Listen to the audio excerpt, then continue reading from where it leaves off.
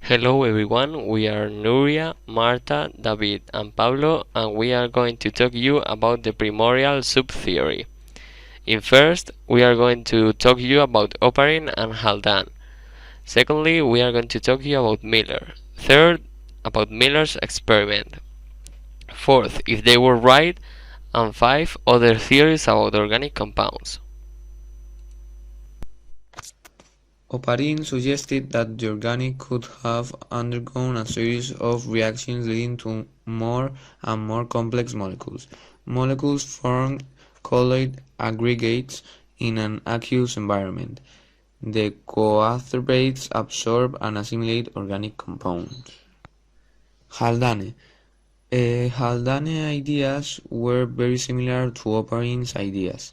He proposed that the primordial sea served as a vast chemical laboratory powered by a solar energy.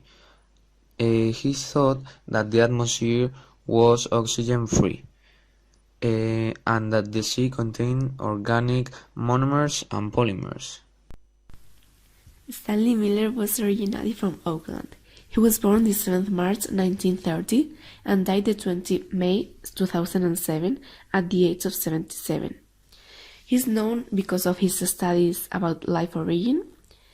He studied in the Tapingo University, where he got licensed in rural sciences in 1951.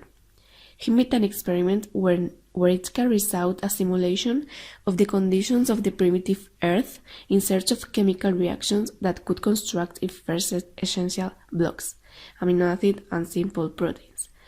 In 1954, he obtained a doctorate in chemistry. The Miller experiment was a chemical experiment that simulated the condition at the time to be present on the early Earth, and tested the chemical origin of life under those conditions. The experiment confirmed Alexander Oparin and Haldane's hypothesis that putative conditions on the primitive Earth favored chemical reactions that synthesized more complex organic compounds from simple inorganic precursors. Were they right? The primordial subtheory doesn't hold up, study says. Instead, life might have been first emerged elsewhere. But life isn't just about replication information stored within DNA. All living things have to reproduce in order to survive. By replicating the DNA, assembling new proteins, and building cells from scratch requires tremendous amounts of energy. At the core of life are the mechanisms of obtaining energy from the environment, and storing and continuously challenging it into key cell metabolistic reactions. Was Stanley Miller right? Yes, he was right because he proved that the theory that said the first life form was formed by a spontaneous chemical reaction was right. Today, the original experiment remains under the care of Miller and Urey's former student, Jeffrey Bada, a professor at the Scripps Institution of Oceanographic.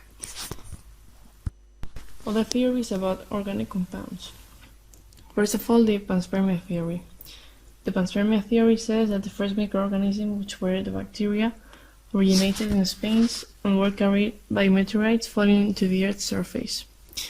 The good conditions of the Earth allow them to develop, and they create other life forms.